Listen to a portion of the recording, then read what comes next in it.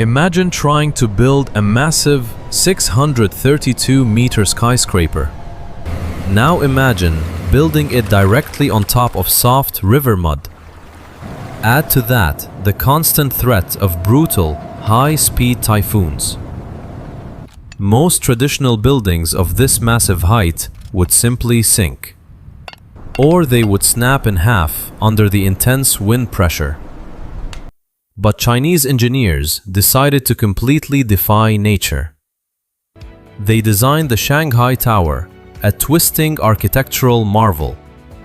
It stands today as the second tallest building on planet Earth.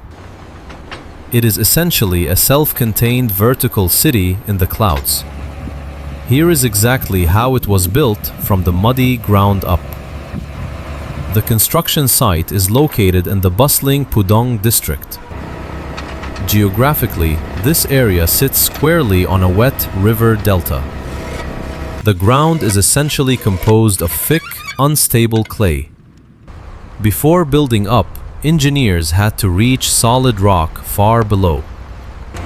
Giant rotary drilling rigs were brought onto the muddy site. These massive machines were equipped with heavy-duty drill bits. They bored massive circular shafts deep into the wet earth.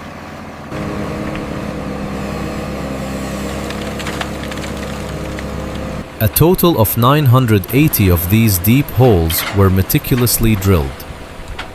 They were drilled entirely across the massive footprint of the tower. Each individual hole went down a staggering 86 meters. This depth was required to hit the dense friction soil layers. Heavy crawler cranes were positioned next to the drilled shafts. Workers fabricated massive cylindrical steel rebar cages on site. The cranes lifted these heavy steel cages high into the air.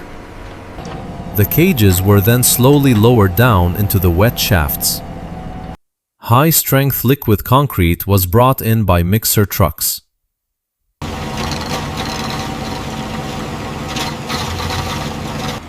Pumping from the bottom up displaced the muddy groundwater. The liquid concrete completely encased the heavy steel cages.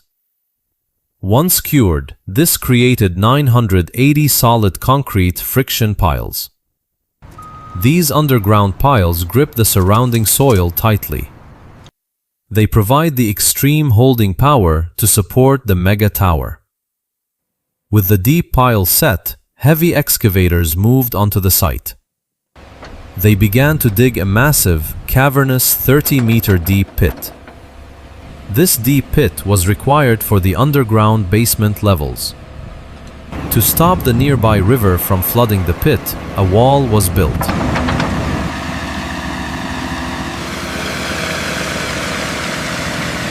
Deep trenches were dug and filled with concrete for this dam.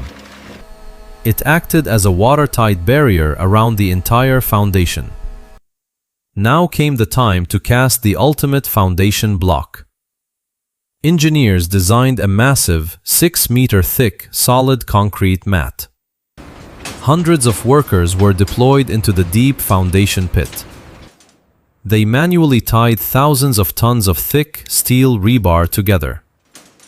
They wove the heavy steel into a dense, multi-layered metal grid. This massive concrete foundation had to be poured continuously. A cold joint or a break in the pour would ruin its strength.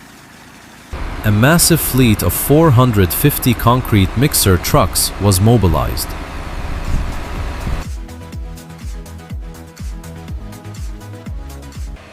"18 massive pump trucks were parked around the perimeter of the pit.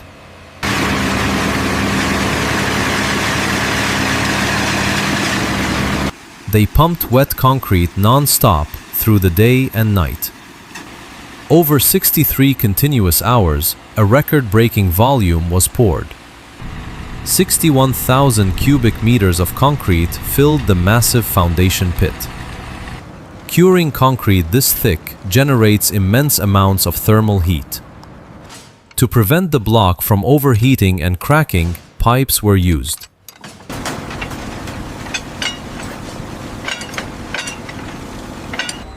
Cold water was pumped through them to regulate the temperature. Once this massive pad cured solid, the tower had its anchor. The true backbone of the tower is its massive central concrete core. This central core measures an incredible 30 by 30 meters at the base. It is designed to house all the elevator shafts and stairwells. To build this core upward, an automated hydraulic slip form was used.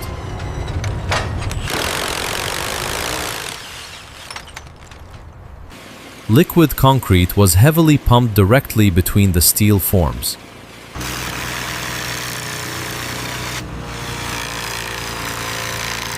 As the concrete hardened, massive hydraulic jacks were activated. These jacks slowly pushed the entire steel rig to the next floor. Heavy-duty tower cranes were anchored directly to the concrete core. Steel brackets locked the crane masts securely to the walls. The cranes literally climbed up the side of the building as it rose. Thick steel anchor plates were cast directly into the concrete core. These plates served as connection points for the outer structure. The perimeter of the building required its own massive support. 8 colossal super columns were built around the outer edge. The tower cranes hoisted prefabricated hollow steel box sections. Elite teams of structural welders fused these sections together. They worked around the clock to ensure seamless structural joints. Ultrasonic equipment was used to check every weld for tiny cracks. High-strength concrete was then pumped directly inside the steel shells.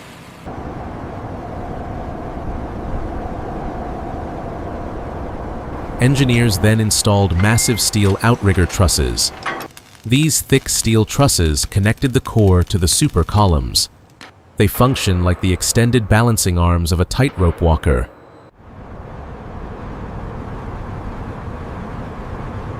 With the core and columns rising, the floor levels had to be built. Heavy structural steel I-beams were lifted by the tower cranes. Heavy corrugated metal decking was unrolled across the steel beams. Workers fired steel shear studs through the metal into the framing. This permanently locked the metal decking to prevent lateral shifting. A grid of lighter steel wire mesh was laid over the metal decking.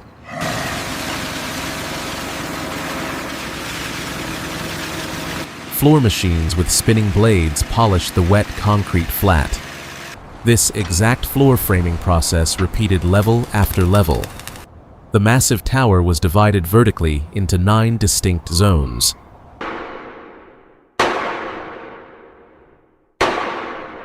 Thick, reinforced concrete mechanical floors separate these zones. What makes the tower truly revolutionary is its double-skin facade. The building is constructed exactly like a giant thermos flask. The inner building is a straight cylinder with flat glass windows. But the outer skin is what gives the tower its iconic twisted shape. The entire outer facade twists exactly 120 degrees as it rises. Wind tunnel testing proved this twisting profile was necessary. The twist violently disrupts the vortexes of typhoon winds. It reduces lateral wind loads on the building by 24%.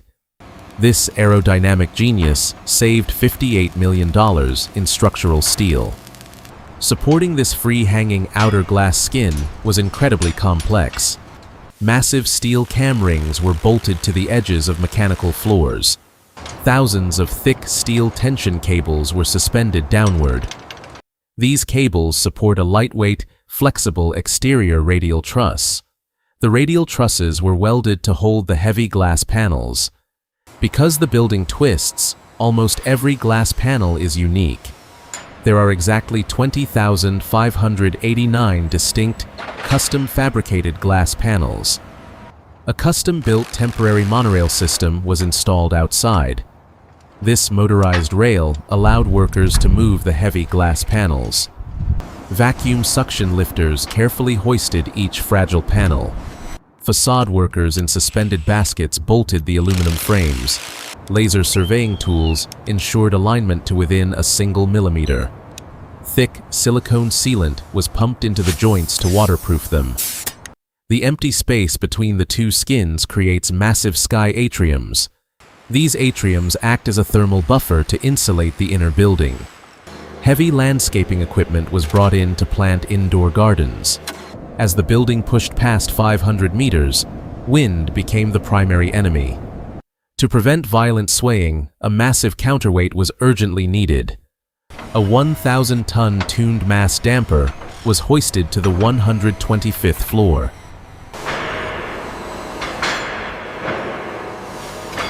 This damper utilized a revolutionary electromagnetic induction system. A thick copper plate was bolted beneath the swinging metal weight. Powerful permanent magnets were anchored to the concrete floor below. When the building sways, the 1,000-ton weight swings over the magnets.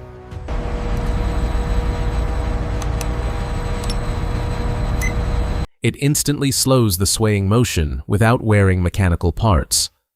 Right above the damper room, the heavy steel crown was assembled. Steel I-beams were angled inward to create a porous, open-top structure. This open design allows typhoon winds to blow directly through the top. It significantly reduces dangerous wind pressure on the massive peak. Within this crown, an array of 270 vertical axis wind turbines was placed. These metal turbines were bolted to steel racks to catch the gales. They generate 350,000 kilowatt-hours of green electricity every year. Just below the turbines, massive rainwater collection funnels were cast. They capture torrential rainwater and route it through heavy PVC pipes. The water flows down into massive underground storage tanks. It is filtered and used to irrigate the massive indoor sky gardens.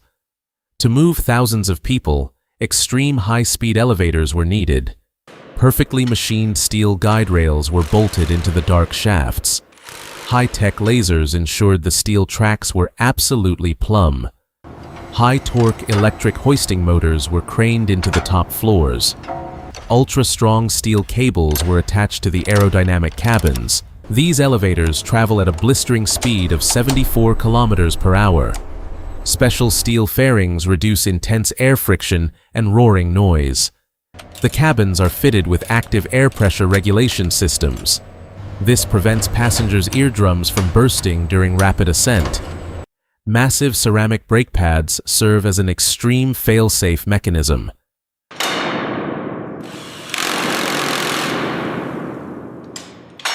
Workers routed electrical cables through heavily protected vertical risers. Heavy-duty step-down transformers were craned into the mechanical floors. Giant industrial chillers were bolted down to handle air conditioning. Galvanized steel ductwork was suspended to distribute the chilled air.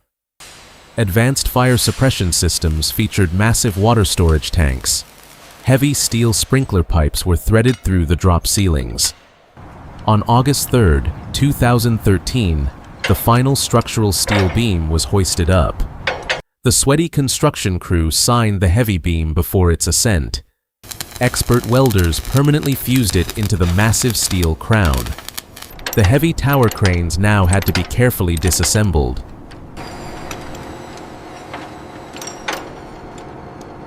Thousands of interior finishers flooded the building for the fit-out. Acres of commercial-grade carpet were laid across the massive offices.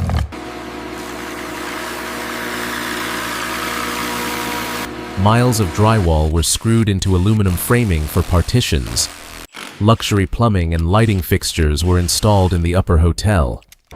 The twisting glass facade was cleaned by brave window washers. They were suspended from massive motorized rooftop gondolas. On September 6, 2014, the final glass panel was officially bolted in. This initiated several intense months of rigorous safety testing. Engineers flooded plumbing lines with high-pressure water to check leaks. The massive electrical grid was aggressively stress-tested at full load. Every light, elevator, and HVAC unit was turned on simultaneously. Finally, the twisting megabuilding was declared fully complete. It officially opened its massive doors to the awe-struck public. The Shanghai Tower stands as a monument to defying impossible conditions. It transformed treacherous river mud into an unbreakable foundation. It conquered skyscraper toppling winds by twisting to let them pass. Over 100,000 tons of high-strength structural steel were meticulously welded. Millions of cubic meters of advanced liquid concrete were pumped high.